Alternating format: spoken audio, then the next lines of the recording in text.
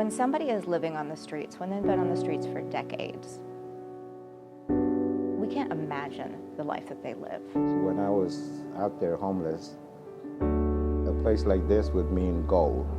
Look, this is a real estate problem. We've got 500 or 600 clients right now that need housing, and all they have is about $1,100 a month in resources. It's not just about moving people into housing and saying have a nice life. It's really walking with them in their journey back to full recovery, whatever that looks like for the individuals.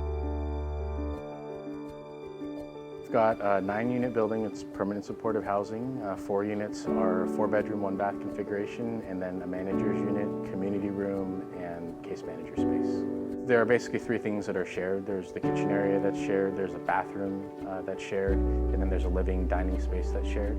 Otherwise, each of the tenants has their own lockable bedroom with its own closet space and bed with under-bed storage. And so, they have their own private space, lockable, securable. There's security cameras, there's gated parking. It's a very secure building. We want people to feel comfortable and safe. We chose to install this elevator because of our clientele, right? A lot of them have physical disabilities. We have a client on the 2nd floor that's in a wheelchair. And so this was important to have. There's a vegetable garden along the side. The reason we had to have those planters there is because all of the water that's collected on the roof is diverted down to these rain barrel tanks. And next to them you had to put vegetable gardens to treat the water. And so it's a really efficient, really smart way to reutilize or recycle the rainwater that hits the roof. The lifespan of this building is longer, if you believe it, than a traditional building. This is a steel structure building. These shipping containers are designed to go over the sea and endure really, really rough conditions. And so structurally, we anticipate that these buildings, we covenant them for 55 years. Being housed in a unit, like in a building like this, would be the type of thing that will help move people forward.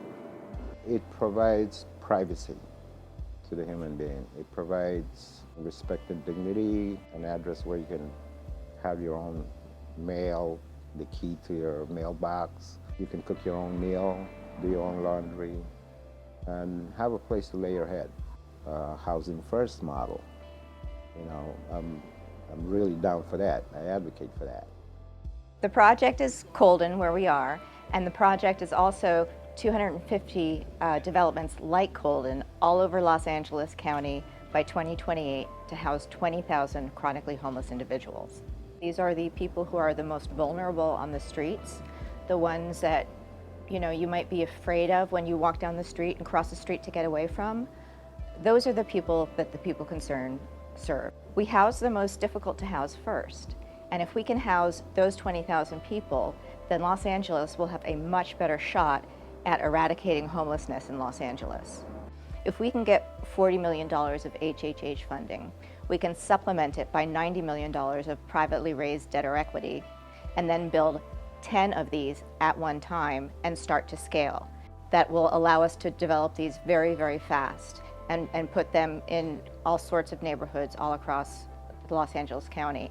And we need to do that because we need to house people where they're homeless. I mean, that's the way it works. So unfortunately, when people say, well, yes, I want to solve the problem, but not in my backyard, it's just not realistic. Once we build a couple of these and people start to see, well, no, they're not an eyesore. They actually lift up the neighborhood because instead of homeless people in their front yards, they're going to be down the street in their own home. And the building's secure, it's well maintained, there are people here to care for the tenants, and it really is something that is going to revitalize every neighborhood that we're in. One of the things that differentiates the People Concerned is that, number one, we house the most vulnerable people on the street, but number two is that we care for them so intensely when they need that care that they stay housed 92% of the time, which is a pretty remarkable statistic if you think about the profile of the person that we are housing.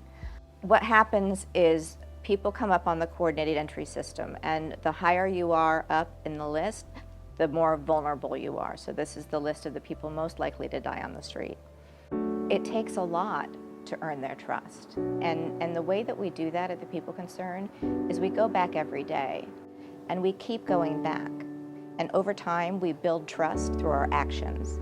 And it is those actions that move people from a place where they don't think it's a possibility to where it could be a possibility. And they might, at some point, they usually do, come to a point where they say, maybe I'll talk to you about housing. Maybe I do see that there might be a different way. Well, the People Concern is a nonprofit housing and social service organization that operates throughout Los Angeles County, providing services to people experiencing homelessness and victims of domestic violence. Permanent supportive housing, which is what this building is really, there are two critical components. Obviously the housing part, which is the bricks and mortar, a place for people to live, to store their belongings, to sleep, to take care of their basic hygiene needs, and to prepare their meals, and have a roof over their heads. That's critically important.